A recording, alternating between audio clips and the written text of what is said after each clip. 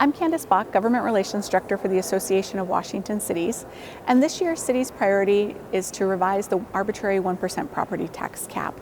Senate Bill 5770 would do that. It would create a local option allowing cities to go up to 3% instead of the arbitrary 1% cap tied to inflation.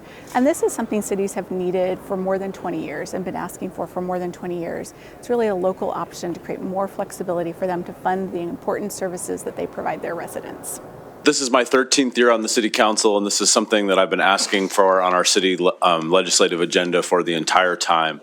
As you all know, this is a really arbitrary tax measure, and it results in us being losing money before we even start our budget. With a 3 or a 4% increase in our costs, that means that the jobs of firefighters and police officers are on the line in every single budget. And so we just ask that you fix the structural deficit in the city revenue and expenditure model created by the 1% cap, resulting in a reliance on regressive revenues and artificially restricting the use of our taxes to fund basic services like police, fire, streets, and community amenities like parks. So we are proposing revising that cap to 3% because it's more in line with what inflation has historically been.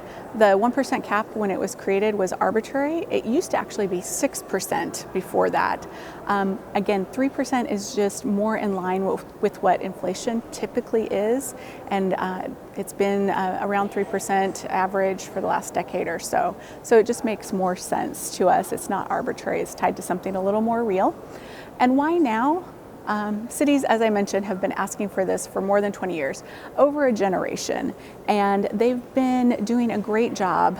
City officials have been doing a great job band-aiding resources together to meet the needs of their residents. But they're really reaching a tipping point, and costs have been rising so much faster than that 1% cap that they need this local flexibility to be able to have the conversation with their residents about how best to fund those critical services like police, enhanced fire, emergency response, a new playground in a park.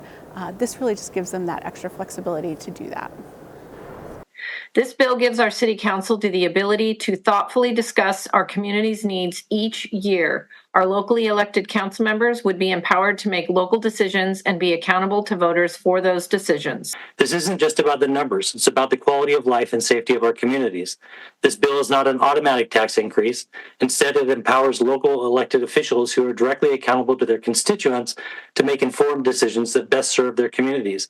Our residents depend on us to respond to their evolving needs, and this bill provides that crucial tool. Please pass SB 5770 and support our collective effort to build stronger, more resilient communities. So we really need city officials to talk to your senators in particular right now.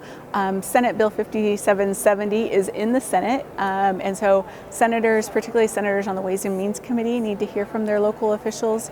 But all senators and your House members also need to hear from you.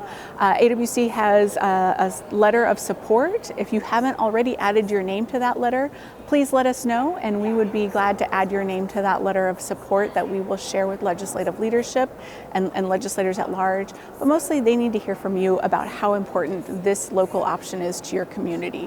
What will you be able to do for your residents with this extra flexibility?